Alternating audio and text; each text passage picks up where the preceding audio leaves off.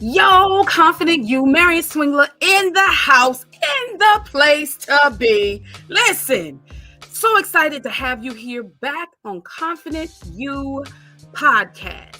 Today, right now, in this moment, in this time, whether you are watching this day, night, evening, midday, this is going to be absolutely epic. Listen, it is the 50th anniversary of something that started in a rec room at a birthday party, and now it is celebrated 50 years later all around the globe. Are you listening to me? Happy 50th anniversary, hip hop. Come on. So excited to be doing this. Listen, so I couldn't do this by myself. I had to bring someone who was, shall I say, a hip-hop guru. So excited that he was available to do this with me, because I definitely need someone to walk me through the evolution of hip-hop. So let's go ahead and get this out of the way. If you are looking for a publisher company, if you have a book, you have a blog, you have anything that you're putting in writing and you're looking for a publisher company, I have just the company for you. Listen, that's not the company, but they're both compassionate companies. So this is the company that I'm referring to, Compassionate Designs by Tanya Stokes, and her team over at Compassionate Designs are there to help you publish everything that you are trying to publish. Listen, if you know that you have a book inside of you, you have something that someone needs to know. You have that information. And if it helps just one person, you wouldn't help them. So I would say, please make sure that you reach out to Compassionate Designs and tell Tanya Stokes that Marion from Confident You podcast sent you. And guess what? You will get a discount. I love my Confident You supporters. Listen, then if you have a business, you want to start a business, you know somebody with a business, they definitely want to make sure they're maximizing their opportunity to profit from their service or product, service and product. Hey, even that book. Listen to me. Eric F. King and his team over at Compassionate Closers are able to help you understand all that needs to be understood so you can make all that you need to make from the service and products that you sell. The point of being in business is to prosper. Let them help you over at Compassionate Closer. Listen, it's time to make that change. Listen, and he's the person who can do it. I'm so excited. Happy anniversary, hip hop, 50 years in the making. And now, without further ado, we have with us our guest, AJ Throwback. Hey. Glad to be back. Sir? How are you? Oh, wait. I got so excited. Look at that. Wrong button. All my energy pushed you out the room. Did you see that? All my energy pushed you out the room. What's up, sir? Hey, what's good with you, sis? I'm glad to be back once again. Thank you for having me again on this joint. Yeah. Who else would I celebrate 50 years of hip hop with? I guess but that's the a good hip hop guru himself. Come on now. Come on. I don't know about a guru. I know a little something though. You know a little something. little. A little, just a little bit. Un poquito. Un poquito. Okay. So you know a little bit. Let's see. Can you tell me? Now I'm just gonna test to see what you know. Can you tell me what hip hop artist? Or if there are more than one hip hop artist that was known for sporting Kanga? Well, you got Run DMC, you got LL Cool J. I mean, darn near anybody, you know, like that was of that particular era that was like, and what's interesting about you asking that question was the transition from one bit of fashion to the next era of fashion. Because like if you think like earlier, like when you think about Grandmaster Flash and the Furious Five, when you think about Grandmaster Caz and the Cold Crush Brothers, you know what I'm saying? Like when you think about people like that, they were kind of sort of mimicking a lot of their style after the funk groups of the 70s, you know what I'm saying? Like they were trying to be like big time, you know. But then when you get to like the Run DMCs and you get to the LL Cool J's, like they kind of stripped it down. You know what I'm saying? Like they stripped a lot of things down. Not only was the fashion that became a little bit more stripped down, if you will, but it also was representative of the streets, because you didn't have people dressing like, you know, you ain't have people dressing like the Isley Brothers or dressing like Earth, Wind and Fire just walking around in the street. You know what I'm saying? Like they was wearing Kangos. They was wearing Adidas. Where you were walking. It depends on where you were walking. Right. But in the hood, in the Bronx, you know what I'm saying? Like where, you know, where hip hop was founded and started, like, nah, you ain't had that going on like that. All right. You didn't have that going on like that. Let me see. I'm trying to show everyone that you actually are a guru, but I'm also giving them ones that they know to make sure that they understand. Okay, so yeah, I got that one. So a clock. Is there anyone that you think is associated with a clock? Oh, that's easy. Flavor Flav. You know what I'm saying? Flavor Flav. Oh, one of my favorite groups of all time, Public Enemy. You know what I mean? And the cool thing about Flavor Flav that a lot of people don't realize, you know, like I think people see the personality and they automatically assume, you know what I'm saying, he's just like just that guy. You know what I'm saying? But this guy like is a musician, like a trained musician. Like he can play multiple instruments, you know what I'm saying? And well, like not just like he can play a little bit, like he puts me to shame. You know, like I need to practice some more. You know what I mean? Like Flavor Flav was like that, you know, like that dude, you know. So like his presence in Public Enemy, it was really necessary, because it's like you have Chuck D, who's like more of like the serious one, you know what I'm saying? But like he gives you the energy, but then you have Flavor Flav, who's like just really like that personality, you know, that kind of sort of just takes it over the top. And Flavor, you know what I'm saying? Like he was very conscious in a lot of ways, but I think it kind of sort of gets overshadowed by like, you know, his look, you know what I mean? But like you needed Flavor Flav in that group. You needed that. Which I think that this is so interesting that we're here already off of the second o'clock, that the yin and yang of them two. Mm-hmm. You know, Flavor Flav gave it. He literally gave it flavor.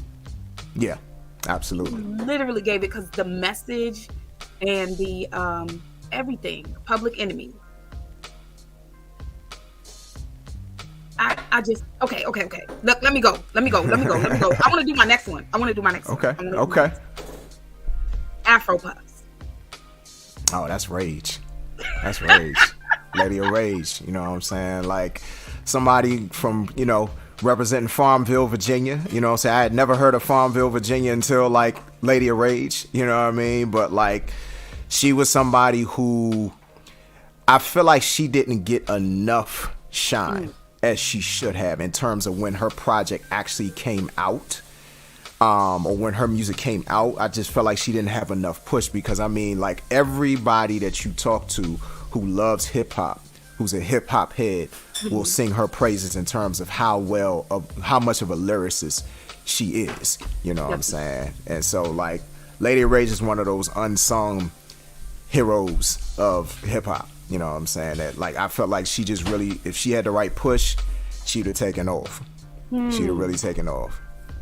My goodness, give me your top 5 rap singers. Rap singers. When you say rap singers, they rap. But when they sang their own hooks. In the beginning, they weren't doing that. That, ooh.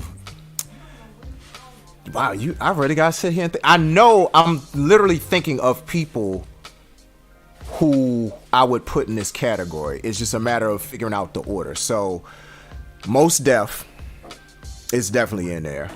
What song would you say is the song for Mos Def? Well, most people know, him with Umi Says. Like, now granted, he's not rapping and singing in Umi Says, but like you hear his vocals in Umi Says, like his ability. So I would say Mos Def. I would say, of course, Lauryn Hill. Lauryn Hill is definitely, she's definitely in there because, I mean, she's probably one of the best at doing both. Like, she's the most lyrically adept, and like in terms of her vocals, she's, definitely one of the best at that.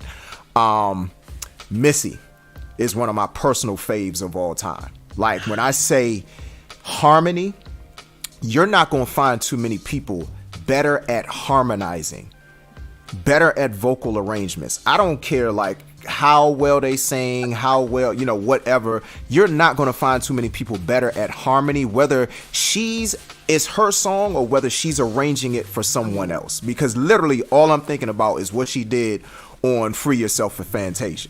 You know what I'm saying?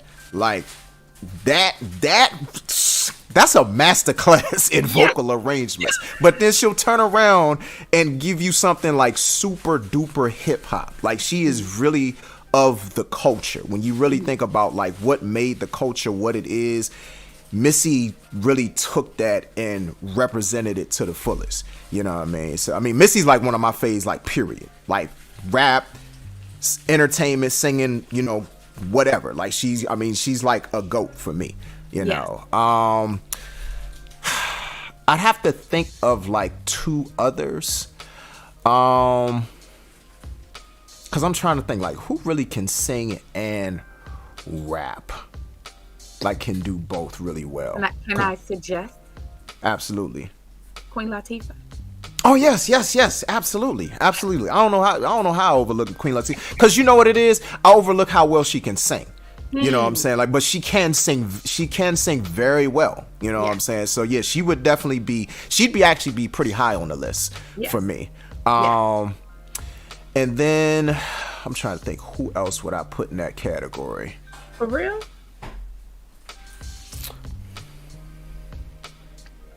Are you actually saying who you gonna say? For real? No. I thought you were saying Pharrell. I thought you were like throwing Pharrell. Yes. You know what's interesting about Pharrell, and this is why I can't be mad at that answer, because Pharrell's vocal arrangements are very underrated. Very underrated. Like, I think about like what he did on a song like Come Close for Common when he worked with Mary J. Blige. I also think about just some of his other songs where it's like he's working with other people and he arranges his vocals very well. But I was just telling my wife this maybe like over the weekend or sometime last week. Pharrell is an underrated rapper. Pharrell be having bars. You know what I'm saying? People focus so much on, Pharrell as a producer, Pharrell as, the hook singer, you know what I'm saying, a lot of the other stuff that he's done, but Pharrell be having bars legit, and like sneaky bars. Like, I think, and it's funny that we mentioned Missy, because I thought about the song he did with Missy a couple of years ago, Where They From. That song right there, oh my gosh, like, that's so hip hop, like that throwback, almost like Planet Rock type of hip hop. You know what I mean? Like, stripped down, it's not a whole lot of music going on with it. You know what I mean? And like, he's spitting some like low key knowledge on that joint. You know what I mean? Talking that talk on it. So yeah, I would put Pharrell in that category. All right, sir. I will say that yes, for me, a guru knows how to give the answer and then give the background to the answer. That is what you just did in our first round of years of hip hop. Do you know? That was round one. I didn't know we was doing rounds, but I'm glad I did well in round one. So, I want to now that you said no, I say yes. I will let the people decide for themselves. We are about to start at the beginning of hip hop. Sir, if you could just give us a quick cliff note tutorial on how hip hop began. Well, I mean, as many folks know, 1520 Sedgwick Avenue in the Bronx, in the Rec Room. DJ Kool Herc, who is actually he's originally born in Kingston, Jamaica. And what was going on at that time was like 1973, you're talking August 11th, 1973, throws the first hip hop party. And what was going on at hip hop party? Well, it wasn't branded hip hop at that time. It was just what it was that it was a back to school jam. That's what it was. So yeah, I thought it was a birthday party for his little sister. Well, it probably was a bit of both. But on the actual advertisement, you see it say back to school jam. 1520 Sedgwick Avenue, quote unquote, the Rec Room. You know what I'm saying? August 11, 1973. I think the party was like from either 9 at night to 4 in the morning or something like that. It was like 25 cents for the ladies, 50 cents for the guys. You know what I mean? So like it was a whole vibe that was going on. And one of the things that Kool Herc said was that the Rec Room really only held about 40, 50 people. Yeah. But the word had spread like wildfires about what he was doing and the type of music that he was playing, because the thing is, at that time, disco was starting to take off. And so hip hop was really kind of sort of like, I don't want to say anti-disco, but like when you think about what the vibe of disco was, like you had, like you go to a place like Studio 54, and I forget what the one of the other popular ones was called, but like those types of clubs, you had to be suited and booted. You know what I mean? Like you had to like dress a certain way. You had to spend a certain amount of money in order to get in these parties. You know what I mean? And then the music that they were playing, there was a lot of people who really couldn't connect with that. They connected more with the funk stuff. They connected more with the blues, with gospel, with rock, with a lot of these things that weren't being played in the disco clubs. And so the thing that made what DJ Kool Herc special was that, one, he had a lot of records that a lot of people didn't have. 2, they weren't playing them on the radio. And 3, he would only play what's called the breaks. So it's the part in the song where it's just like the drums, maybe the bass line or whatever, but it's like those parts where like really the groove sits with these songs, you know, and those were the parts that he would play during his set, because he saw the energy that like when you play these parts, people responded to it. You know what I'm saying? They had a certain reaction. That's where the whole thing with breakdancing comes from, because the dancers would dance to the breaks. You know what I'm saying? And so, like, hold. You're not gonna skip that. Are you serious? Okay. Is that where that came from? That's where the term comes from. They dance to the breaks because, again, that's where the groove sat. You know what I'm saying? Like you can have the parts where they singing and it's the instrumentation and all of that, but like when those breaks happen and how they just how the music moves them, that's where that comes from. Yes. They dance to the breaks. And so Kool Herc is part of what's called the Holy Trinity of like hip hop DJs. So you had DJ Kool Herc, you had Africa Bambaataa, he, and it's funny because he was like, I had a lot of those records saying about Kool Herc. He's like, I heard what Kool Herc was doing. I had a lot of those records and then some, you know what I'm saying? And so like you had, like I said, DJ Kool Herc, Africa Bambaataa, and then of course, one of my favorite DJs, to me, like he just changed the face of DJing forever, and that's Grandmaster Flash. And the thing about Grandmaster Flash that was special was whenever we think about cue points of songs, this dude, like, he was trying to figure out a better way of transitioning between two songs. that like if he found a break in a song, a lot of times what would happen was the transitions weren't as smooth. And so as somebody who was really fascinated with like circuitry and how things worked, he was at first he was trying to like almost like jerry rig a way to kind of sort of make it happen with the circuitry, but then he just figured out like, okay, how can I take this part and kind of sort of scratch between these two parts and make it a smoother transition than what we hear from radio DJs, than what even that we hear from Kool Herc and Bambaataa. You know what I'm saying? And so that's when he would take a crayon, mark the parts on the song, and he would count how many times the record would go around, and then he would switch between those two parts. And that's what changed DJing forever. That's how we know DJing to this day, like as hip hop DJs, as DJs, period. Like that's Grandmaster Flash. That was the genius that he came up with. So when you talk about like the forefathers of hip hop, the guys that really like set the tone, because at first it was about the DJs. So you talking again, Kool Herc, Africa Bambaataa, Grandmaster Flash. They were the ones that really like helped to set the tone for what hip hop became in terms of like the DJing aspect. Yes. The rappers came later. You know what I mean? The rappers came later. Like they weren't even like the forefront at first. Right. But then you had people like you had the Fantastic Five. You had of course the Furious Five with Melly Mel and that whole group, you know what I'm saying, that ended up being, they were with Grandmaster Flash. Right. Like you had so many groups at that particular time. I want to say it was a Fantastic Five, and then it was like a 3 group because they battled between each other. And I want to say it was a Fantastic 3, and then it was the Cold Crush Brothers. I want to say they were the ones that battled. And at first, because like, actually I think it was a Fantastic Five, they had the girls. So like the women was like really responding to them. And because they had the crowd that night, everybody thought that they won.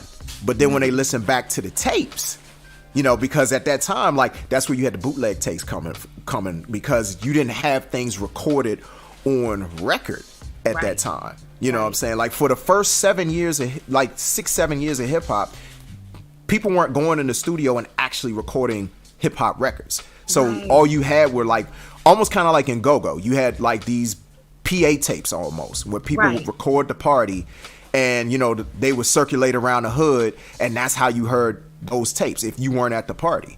You know what I mean?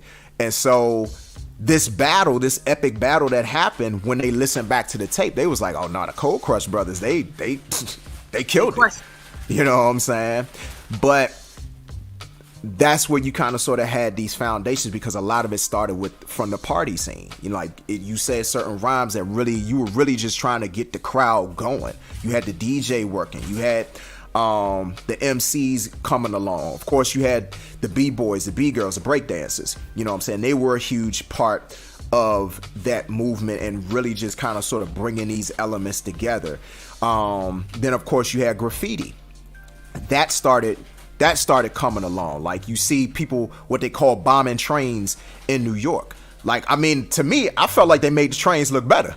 Yes, because they were boring, they were silver, it wasn't anything going on with them. But then you see a train that get bombed, and it's like, oh my gosh, this thing just took on a completely different personality, know. But like, I think I would be remiss if I didn't say that a lot of what like really inspired hip hop to be a thing was what was going on in the streets. A lot of times when you have any new movement, it's always a movement of the youth that's in revolt to whatever is going on at the time. So not only did you have disco going on at the time, but you also had, the Bronx was literally on fire. Like, that's not even like any kind of symbolism or anything like that. No, it was literally on fire. Like burning buildings like all the time. I think it was like one year it was like 12,300 fires in the Bronx alone. And like you look all around and it's just like abandoned buildings, burned down buildings, rubble, trash, debris everywhere.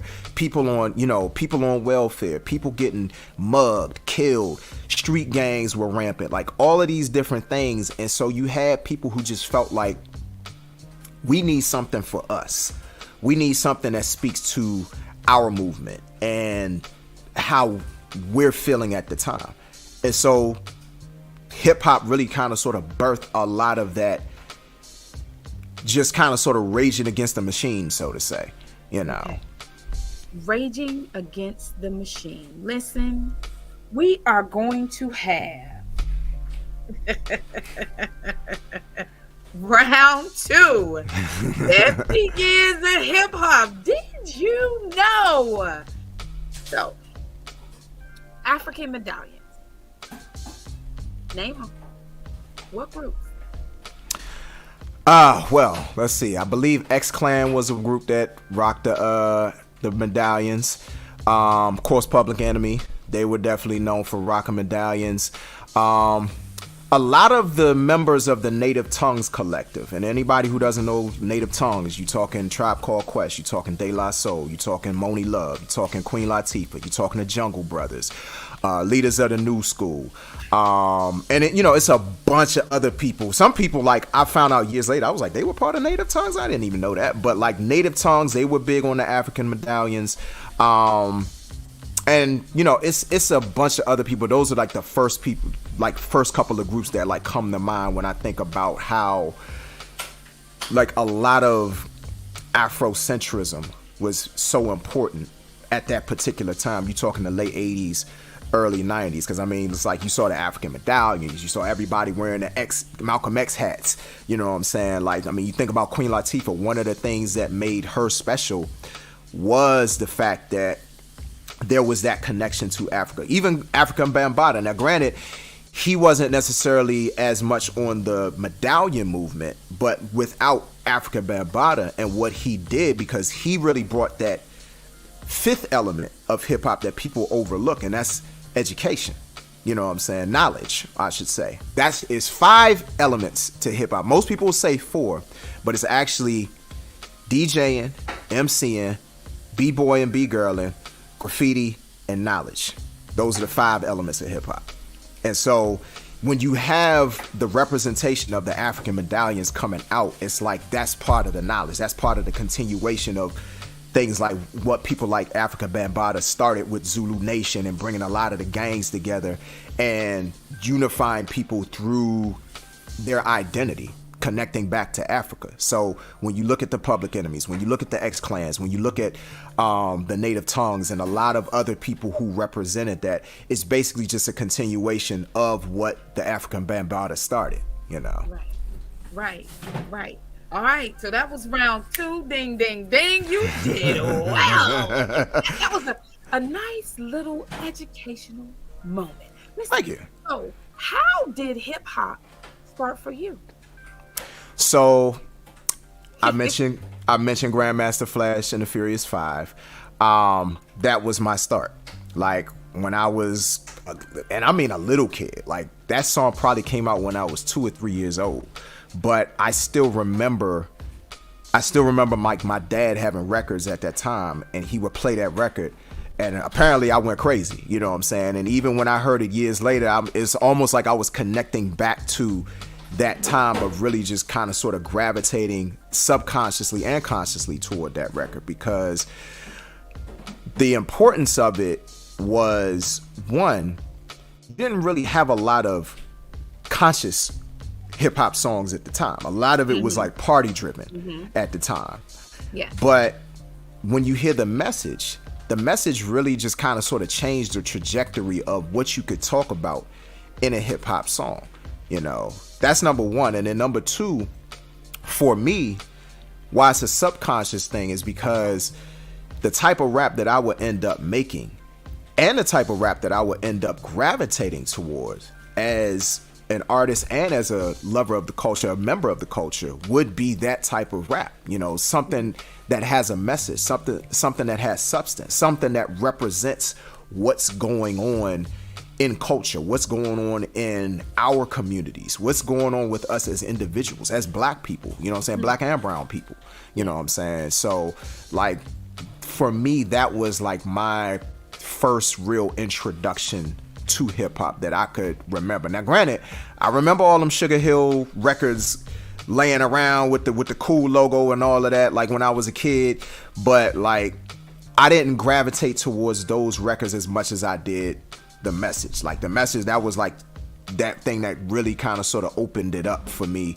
in the beginning. You know what I mean? It was groups that I ended up gravitating towards more when I became a teenager. But when you talk about what was my first introduction that I can remember, it was The Message, Grandmaster Flash, Furious 5. It was The Message, Grandmaster Flash, Furious 5. Give me that lyric, that verse that stands out to you from The Message. I mean, broken glass everywhere. I mean, like I don't know the whole verse. I can't even tell you. Like, you know what I'm saying? It's one of those things like when you hear it, like I could probably recite a good amount of the bars, but like, I mean, it's so many different pieces to like what makes that song special. You know what I mean? Like the broken glass everywhere, you know, people walking around like they just don't care.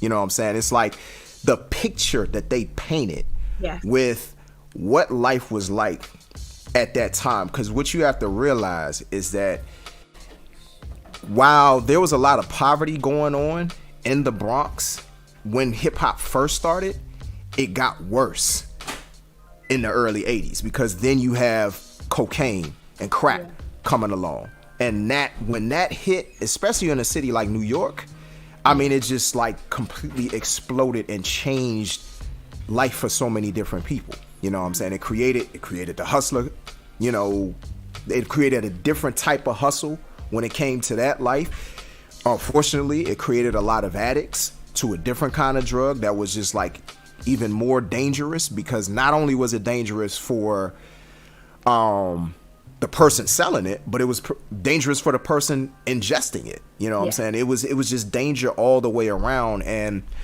you know, we get into this whole political thing in terms of, you know, who introduced it, who brought it into the hood and all of these different things, but that's another conversation for another day. All I can say is that when you have a song as powerful as that, representing that, and then the poverty, and then the hopelessness, and just so much that's going on at that time in New York City, in the Bronx, it's like you needed a record like that. You absolutely needed it. You needed it, to me, to tell the truth, to acknowledge what was going on and to get the message out. So hip hop started in a rec room in the Bronx, a school party, a back to school party, a birthday party for his sister. And then it's now around the world. How do you see hip hop growing up? Tell me the stages of growth to go from that rec room to around the world. Well, one of the things that made it go around the world was, once again, going back to Grandmaster Flash and the Furious 5. Like, they were one of the first hip hop groups to tour worldwide. You know, like when you had a lot of these other groups kind of battling, you know, in these underground circuits, they were the main ones that like still had the part of the essence of hip hop, but because they had so much appeal, people wanted, you know, they wanted them to come to this country or come to that country. Then you have, of course, Sugar Hill Gang, Rapper's Delight.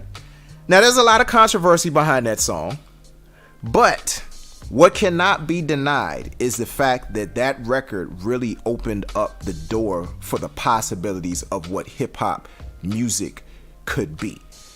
You know what I'm saying? And so, like, it was the same thing with them. Like, they were talking about, I think it was Wonder Mike. One of the things that he was saying was, you know, they were getting invited to go to Copenhagen, and they were getting invited to go to Brussels, and all of these different places around the world just from that one record.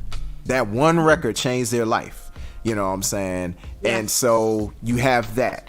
Then you have, I'm trying to think, of course, Run DMC. You know, we'd be remiss if we don't talk about Run DMC. Run DMC, the thing that made Run DMC special was when they first started out, and the beats that they were rapping on, they were completely stripped down. No bands, no music. In fact, Russell Simmons, one of the things he talked about was the fact that when they finished the song Sucker MCs, which was their first single, when they finished Sucker MCs, the engineers was like, oh, I guess we can work on this tomorrow. And he was like, what do you mean work on this tomorrow? It's done. Like, what else we got to work on? It's just drums and them rapping. And to have that kind of vision and to understand what the streets wanted to hear and to kind of sort of take it in a different direction, it was just something special to set up what they ended up doing with, say, Aerosmith and doing that record. Because not only do you have what they did with Aerosmith, but also the whole thing of the Adidas. Like, Run DMC became the first non-athletic entity to have an athletic endorsement or an endorsement by an athletic shoe company. The first. Nobody else before them. You know what I'm saying? That's the power of hip hop. Hip hop is could be a commercial commodity. That's something Russell Simmons understood. He also understood that it could be in these spaces where it's not just people that look like us. And to go there, you got to kind of sort of rewind back a little bit. Once again, a Grandmaster Flash. The fact that a big mega pop star, or I won't even say pop, but like a big mega star like Blondie being hip to Grandmaster Flash because of Fab Five Freddy. Like Fab Five Freddy putting her on to Flash opened up so many doors for Flash because of her basically making a whole song about how dope Grandmaster Flash was.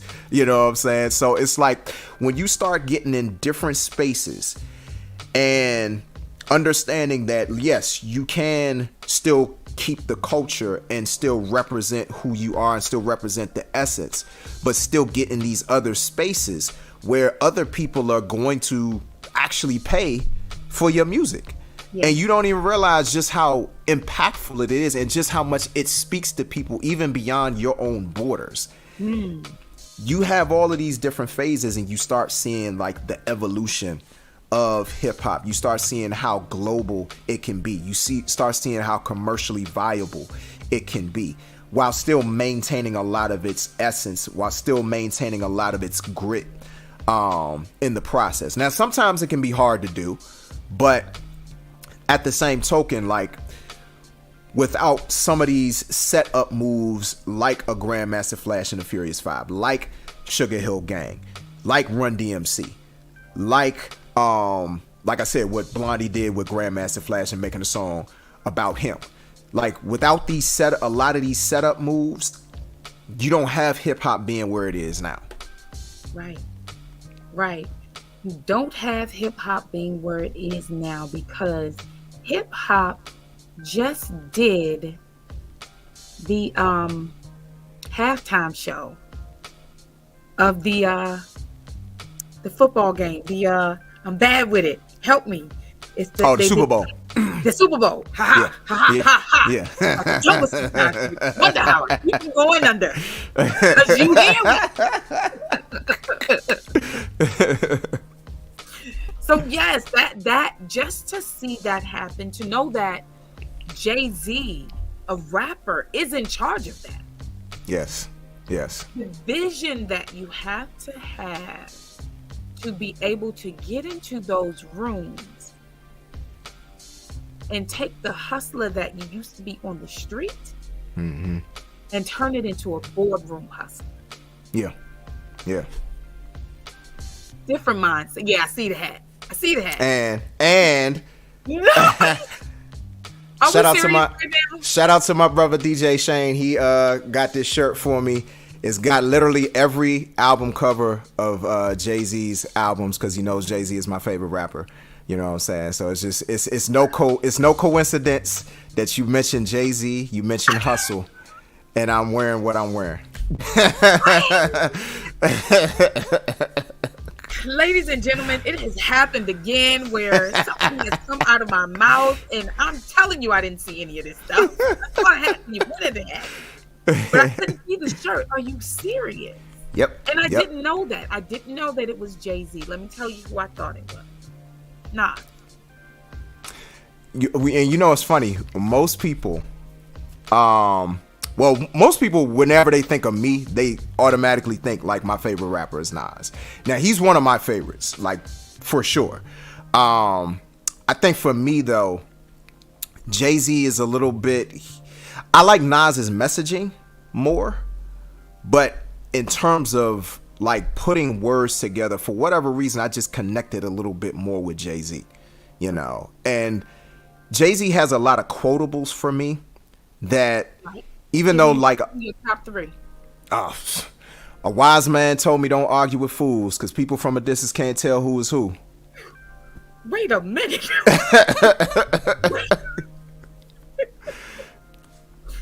Say two. Let's see.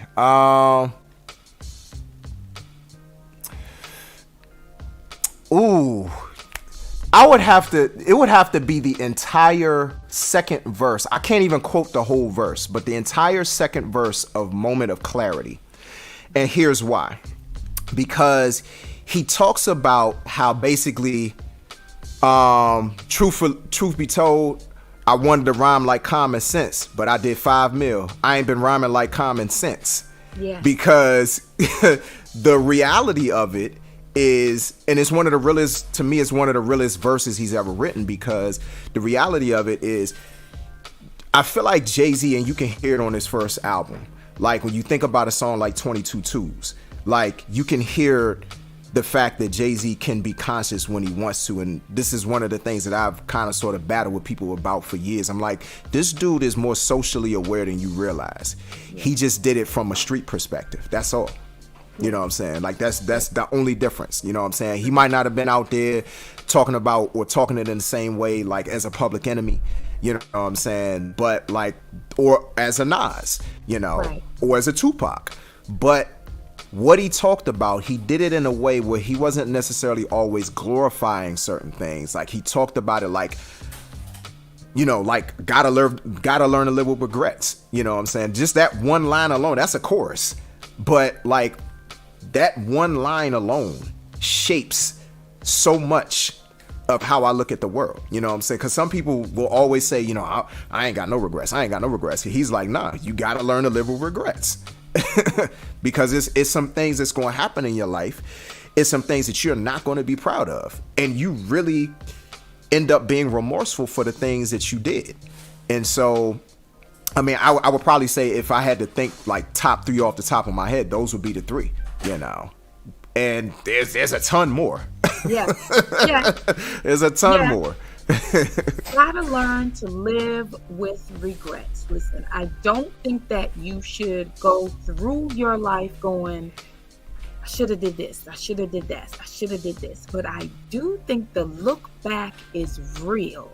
Mm-hmm. I believe that you should take responsibility and accountability for the things that you have done, and then make a choice to do better in the future. And how can you do that unless you say, dang, that wasn't right, I shouldn't have did that, I should have did this differently.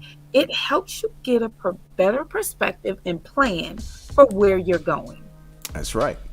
And to that point, and the fact that we're talking about Jay-Z, because when you talk about evolution, you think about where he was mentally, emotionally, spiritually, in a lot of different ways. You think about where he was when he made Reasonable Doubt. You're talking 26 years old. Like he's still in his 20s. Brain just finished probably cooking, baking and all that. Right. Then you get to when he made 444, 2017, he's 47 years old.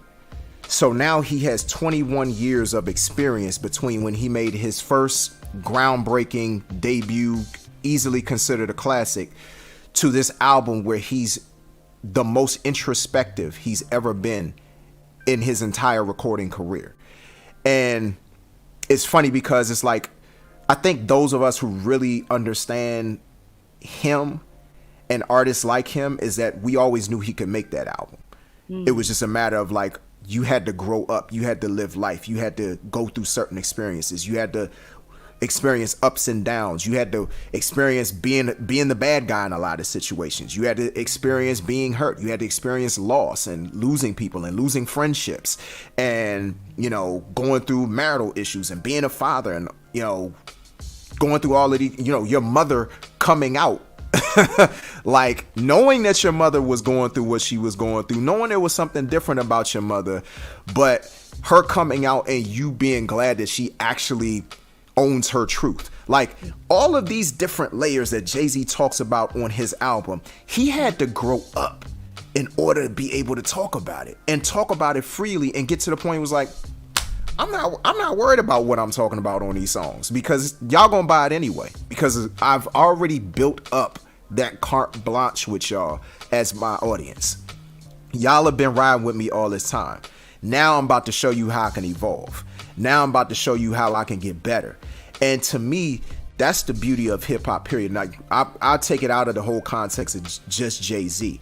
Like, you really think about the difference between how, again, hip hop started as more like a party thing, and then how it evolved into people being more conscious. Because, I mean, of course, I mentioned The Message, Grandmaster Flash, and Furious 5, but then you think about somebody like Rakim. Rakim helped to change how people rap today. Not just with his content, but the way he flows. Rakim single-handedly changed the way that people flowed from that, from the way that like a lot of the old school cats did it to really what we know now. Because I mean, Rakim's flow is so timeless that you can roll that flow out now and it's still fresh, because it's just that dope. And to know that he got a lot of that from studying John Coltrane. And like, if I could rap like John Coltrane, like plays his instrument, it's like I got something. And he figured it out because he was bringing flows you never heard before. It wasn't that just like simple, like plug and play flow that everybody was doing at one point. You know what I mean? Like he brought something totally different to the table, but he also brought the consciousness, that when you start seeing the evolution, and then you see a lot of these same artists, like where they started when they were in their teens, when they're in their early 20s, and then you see them now, and like some of the music they're making now is even better than the music they made when they were younger. And Yes. like these classics that we herald so much because they grew up. And that's the beauty of us being 50 years into hip hop, is to see how it's grown up since then, to see a lot of the legends still making records and making some of the best music of their life. One artist that I always talk about when it comes to just watching his evolution, he's not talked about enough, is Royce da 5'9". Royce da 5'9", he's an artist that really kind of sort of came up with like kind of being connected to Eminem. But Royce da 5'9", when he first started out, you could tell he was somebody that was trying to figure out, okay, how do I do this? Because you could tell the type of MC he was. I mean, he was gritty. He come from Detroit. Detroit rappers, I always say Detroit rappers and Philly rappers, they a different type of rapper. They don't make rappers like them, Detroit or Philly. So that's the same way I feel about the music, R&B music. How about, yes, I agree.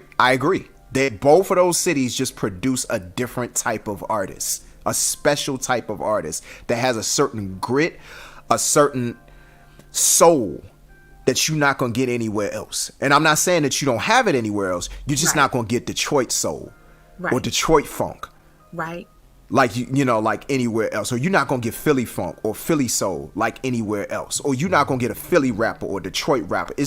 I feel like those cities, because they're industrial cities to me just produce a different type of person. But then you compound that with like the differences in the struggles that each of those cities go through, and then put it with the music, it just produces a special type of artist. So going back to Royce da 5'9", like when he first started out, you could tell he was just trying to like get his feet wet. Then over time, like each project got better and better and better. But then when he started getting transparent in his music, talking about like a lot of the things that like were his setbacks, were the things that were holding him back. He started talking about, his relationships. He started talking about mental health. I always think about his song Strong Friend, check up on your strong friend. Like, when you think about where hip hop was at one point, and you didn't necessarily hear somebody just come out and say, I'm dealing with mental health. Because if you think about a song like My Mind's Playing Tricks on Me by the Ghetto Boys, one of my favorite hip hop songs ever, one of the best storytelling songs ever. They're talking about mental health in that song. But then you gravitate towards a song like Strong Friend by Royce da 5'9". You can't get that song without My Mind Playing Tricks on Me. But you can't get the even more transparency without the change of the landscape, without people growing up, without people understanding, hey, it's okay to go to a therapist. Hey, it's okay to talk about mental health issues, and you don't get branded a certain way. You don't get classified as, all of these different labels that people will try to put on you, So I say all that to say that to watch people like a Jay-Z, to watch people like a Royce da 5'9", to watch somebody like a Scarface, who I feel like Scarface has always kind of sort of been on that wave of like just keeping it like 100% gritty. I mean, Scarface is one of my favorites of all time as well. One of the best storytellers ever.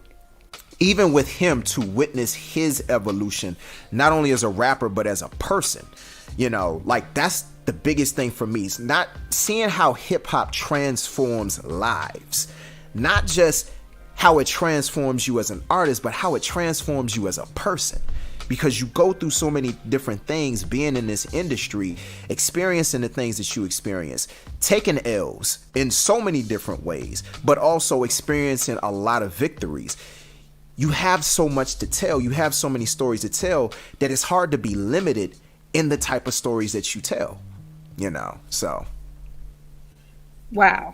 Okay, so hip hop transforms lives. It literally transforms. That is something that we are definitely the hip hop transformation is what we are going to touch on in the after party, sir. I appreciate you sticking around for this entire episode and just giving us a walk through hip hop. I am very grateful. I have one more round. You ready? Okay. I'm ready. 50 years of hip hop. Did you know? Let's see. Where do I want to go with this? How do I want to 5 best collaborations. 5 best collaborations. I want the album or the song and why. Okay. Man, I really gotta think about that. That's a really good question. Huh. See, I feel like a lot of times I'm always gonna be, okay, they might not be in order, but and it is kind of a bias because it's going to involve some of my favorite rappers. But This Can't Be Life, Jay-Z, Beanie Siegel, Scarface, from the Dynasty Rock La Familia album. The reason why that's one of my favorite collabs is because that was the first. The thing is, like, Beans and Scarface had worked together. Beanie Siegel and Scarface had worked together. I'm trying to think if Scarface and Jay-Z had worked together by that point yet. I would have to think about that. But to see all three of them on the same track and dig. Because what's funny about that song is that Kanye West, when he first pitched that beat to Jay-Z, he wasn't expecting Jay-Z to be introspective. And so for Jay-Z to kind of surprise him and get introspective on that song, and then you have Beanie Siegel bring his own perspective, and then Scarface, oh my God, how Scarface wraps up that song. When I came into the studio, what do you say? Do this with Jig. I got a phone call from one of my niggas. It's my homeboy Reese. Just lost one of his kids. And when I heard it, it just burst me into tears. Like, and I'm probably jacking up some of the lyrics, but like, what he ultimately says is that I could have rapped about my hard times in the song, but heaven knows I would have been wrong. It wouldn't have been right. It wouldn't have been love. It wouldn't have been life. It wouldn't have been us. This can't be life. Like, being able to empathize with one of his homies in his verse, that he probably was going to end up writing about something that he experienced, but it caused him in that moment to be thankful for his own child, because his kid was 2 at the time. You know what I'm saying? And so to have that amount of like just empathy and introspectiveness in that verse, and to be the closer, because I always think like you got to have somebody strong at the beginning, strong in the middle, strong at the end. It's just one of the best collaborations like ever to me. You know what I'm saying? And then the production was, what I loved about the production, it was very simple. Very simple. It wasn't a whole lot going on, because, you know, Kanye, after a while, like he progressed his production, but what made it so great is that it was a little on the stripped down side for Kanye's taste. You know what I mean? Because it's like he admitted he bit the drums from one of Dre's songs. And then, you know, the Harold Melvin and the Blue Note sample, I Miss You. Like, it was very simple. Very simple what he did. And it for me, it just made it a very good collaboration, not just with the artists themselves, but also the production itself. It just allowed them to tell their stories. You know what I mean? So that would definitely be, if not number one, definitely at the top. Another one I would say, Rainy Days by Raekwon and Ghostface Killah. Raekwon and Ghostface Killah, they did a lot, like, it didn't matter whether they had solo projects. It's like they basically were on everybody's stuff together. You know what I'm saying? They were on each other's albums like all the time together. Rainy Days is like one of my favorite like Wu-Tang songs, period, like by any member of the Wu-Tang.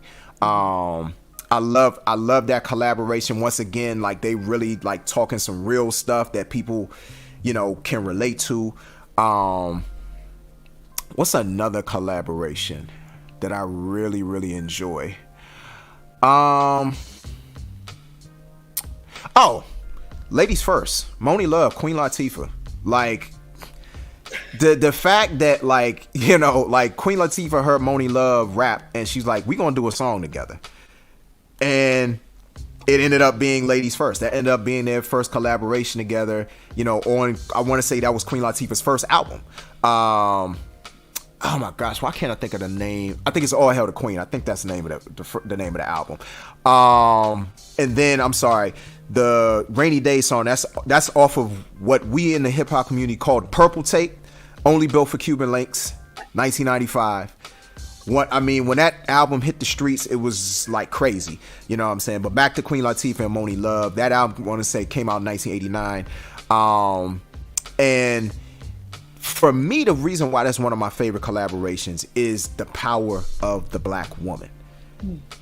What it set up for black women who were hip hop artists at that time. You know what I'm saying? Because, I mean, you already had MC Lyte setting it up for basically everybody that came after her, because a lot of people don't know this. MC Lyte was actually the first woman solo artist to release an album. First one. So before, you know what I'm saying, like MC Lyte walked, so, or crawled, whatever you want to say it, so that Queen Latifah could run, Moni Love could run. It could set up that particular collaboration to happen. You know what I mean? So, and just the empowerment, the images in the video, like everything that was involved with Ladies First, like that's just always been one of my favorite songs right there. Scenario, Tribe Called Quest, Leaders of the New School. That's just, I mean, enough said. I mean, like the fact that, like, what made that song so great the hook is at the beginning, the hook is at the end. There is no hook in between. It's just rap, rap, rap. Give me bars, give me bars, give me bars. You know what I mean? And iconic bars, legendary bars. Like, that right there was just like, I mean, just a match made in heaven. Everybody brought a different type of flow, but each flow fit into the pocket of the beat. Each and every single one. You know what I mean? So that would definitely be 4. My 5th one, I mean, it's so many that I could pick from. So many that I could pick from.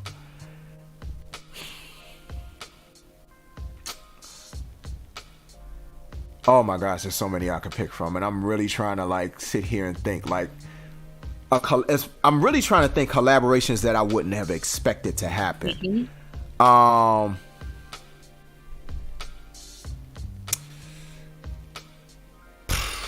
That's tough.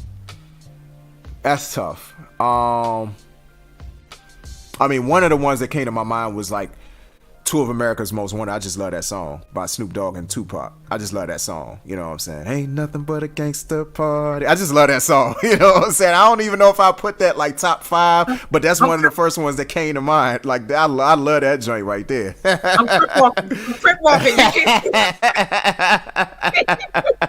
Oh, no. Hold on.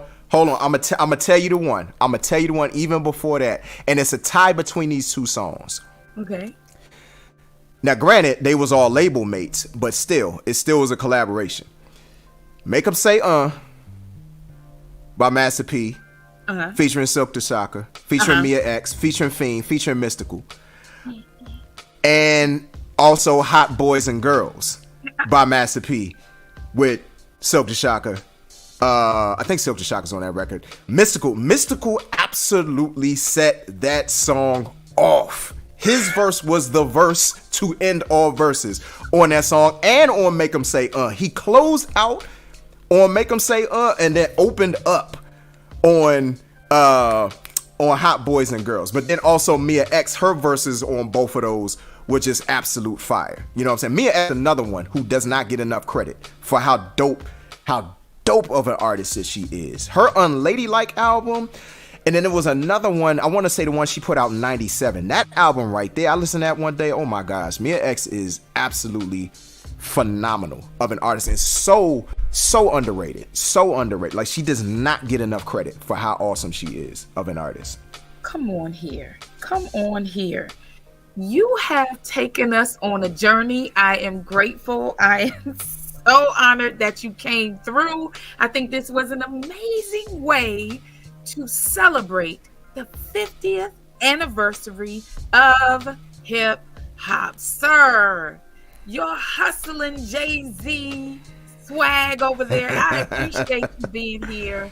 I just I'm excited for this after party because I got some questions. Yeah. After party is about to be hot. So, before you get out of here, I just want the people to have an opportunity to know how they can work with you. Absolutely. So if you want to work with me, the easiest way to access me is social media. I am on Facebook and now it's X, formerly Twitter, at AJ Throwback. On Instagram and TikTok, it is a.j.throwback. You can follow my YouTube page, AJ Throwback 928. But if you want to reach me directly, you can just email me. My email address is info@bammllc.net, and my website where you can find everything that's involved with me, whether you're talking music, you're talking media, my merchandise line, a little bit of everything is there, bammllc.net. I definitely love to collaborate in terms of, rap. I collaborate in terms of production, all of that good stuff. Hit me up. As long as the music is fire and as long as you saying something and as long as you won't have me out here sounding crazy, whether I'm the one producing it or I'm the one collaborating, look, I'm up for it. So I just appreciate everybody who contributes to the culture everybody who really takes this thing seriously, because you're talking 50 years. I think about the big line, never thought the hip hop would take it this far. And look at where we at now. So, yeah, there's that. So. Did you just say, I never thought you had me messed up? I said, did he just say, I never thought? Where's that from? So that's from Juicy, Notorious B.I.G. Remember rapping Duke, the ha, you never thought the hip hop would take it this far. You know what I'm saying? Like, yeah, classic. I mean, come on, like, who don't know Juicy? Oh my goodness. Right. Who don't know Juicy? Listen, I didn't get to say my favorite collaboration. Yes. What are yours? Mine? Yes, absolutely. Yeah, I'm interested in hearing this. Okay. So my favorite rap collaboration is Flavor in Ya. Time for new flavor in ya. I'm kicking new flavor in your ear, Max. A brand new flavor in ya. Listen to me. Wait. Let me tell you. Yeah. You wouldn't believe. Okay, my favorite on there. It's like so hard. You got L. You got Craig. Yep. You got Big. Yep. You got Buster. Yep. Buster. Yep. Mm-hmm. And if I'm forgetting anybody, it's because my favorite Rampage. part is actually when the joint come on. Craig, I ain't even understand how they understand you in that third joint. That old George Jetson robotic futuristic list. When I hear it, I lose it because I know it's about to happen. I'm like, oh, it's coming. It's coming. Oh my goodness. What? Oh my goodness. So yes, that would be my favorite part. Yeah. I know it's like, wait, what? That? Yeah. It sets it up though. It sets it up. Like, it's all about the setup. You got to set the record up right. And I feel like they did that. I feel like they definitely did that. I am I'm excited. Yeah. So, let me just finish. Right? Hold on. I just wanted to make sure they got all of your social media. So I just put that together. I apologize for the delay. There we are. That is how you can follow my man and them. What is Facebook's and X? Formerly Twitter. So Twitter is no longer Twitter anymore because of Mr. Elon Musk. Need I say more? He took a good thing. He took a good thing and messed it up, and now it's X. It's like, I don't go on there. He took a good thing and messed it up, and now it is what it is. Exactly. So on X, you can find him at AJ Throwback, and on Instagram and TikTok at a.j.throwback. Listen, I am so excited and honored that you were here. Before you get out of here, can you give the people some confident tips on never losing the hip in they hop? What? I'm gonna come up with a title. Listen, go ahead, sir. I like this one. I like this. Okay, see, Marion always come with the challenges. You know what I'm saying? I love it. So, a confident tip to never losing the hip in your hop. Now, I said last time when I was on here that you have to be yourself. To extend that, you have to see the hipness within yourself, because a lot of times it's very easy because we don't come from certain backgrounds, or we don't come from necessarily, say, the struggle, because a lot of times it's assumed that you got to be from the streets, you got to be from the hood, you got to be from this, you got to be from that.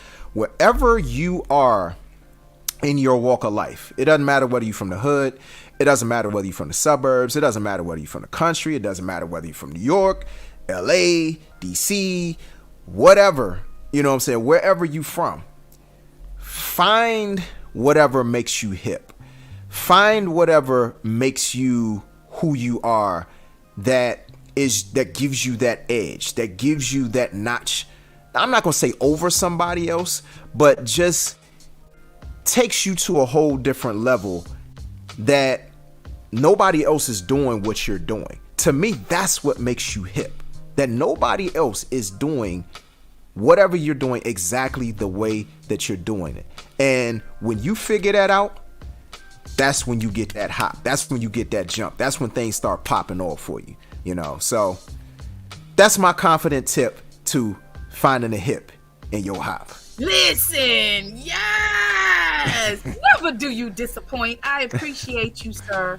I am very, very honored that you came through to celebrate 50 years of hip hop with us here at Confident You. So thank you so much, Confident You, for doing the things that you do. I am honored. I am also honored that, let's see, wait, hold on. Tell the people what they're hearing. Well, it's a little something I made called The Mistress. It's the instrumental to a song that's actually out. You can find it on my Bandcamp page, which is ajthrowback.bandcamp.com. Yes, and it's a song, actually, it's an ode to music. It's somewhat of an ode to hip hop. You know what I'm saying? So, yes, that's who The Mistress is. Yes. So the last song that tell everyone about the last song, because now this is now the song that will be played underneath my interviews. Tell everyone about the last song. Let me put it on so that you can have an opportunity to explain that to the audience. I just want them to understand the genius that is AJ Throwback. Well, this song right here, this is for my sister right here. yes, you. This is her inspiration, because she challenged me to come up with a song, and this is one of the first songs that I did in a very long time when we started to work together again. For a song called Never Forget. And so, yeah, you hear the instrumentation. I wanted to be very much like, I don't know, I wanted to almost very hip hop in a lot of ways, because I wanted to mix funk. I wanted to mix rock. I wanted to mix like some blues elements in there, like a little bit of everything. Very much hip hop. The drums are kind of sort of harder hip hop drums. But like, because it's melodic, it like pulls it together and makes it like more, for me, it makes it more of a song for a singer than a rapper. Even though rappers love rapping over my R&B beats for whatever reason. Maybe it's the drums. You're not hearing it. You're not hearing it, but they're hearing it. They are hearing it. Again, thank you so much. We are about to go to the after party, where we will definitely discuss that transformation that happens in lives of hip hop artists, and hip hop in itself, and the way that rap flows, as well as I definitely want to get into that mix of music and how hip hop has gone around the world, because it's no longer just in the Bronx, and it's not just here. I want to hear how it is showing up around the globe. So thank you so much, sir. I appreciate you. Absolutely. Thank you for having me once again. This is a great conversation. Always is a great conversation with us on and off camera. You know, so this is what we do. This is what we do. This is what we do. I want y'all to know this is exactly what we do. I know that you had a good time. Listen, hip hop is something that started, it's like from a mustard seed. And now you just see the fruit all around the globe. So if there's something that you want to do and you feel like it's small, it's not anything that's valuable to anyone but me, look at what happened. think about all the things you can do and make sure you're doing them. And before I get out of here, let me make sure that if there's anyone that is suffering at the hands of domestic violence, there is help. There are people that want to help you move into the next phase of life safely. They want to help you. So if you know someone, if you are that someone, you can call Bethany House at 1-888-80-HELPS. That's 43577. Or you can call the National Domestic Violence Hotline at 1-800-799-SAFE. That is 7233. I am so honored that you took the time to just celebrate hip hop with your girl. I appreciate that. I know you had a great time. See you next time, right here on Confident You Podcast.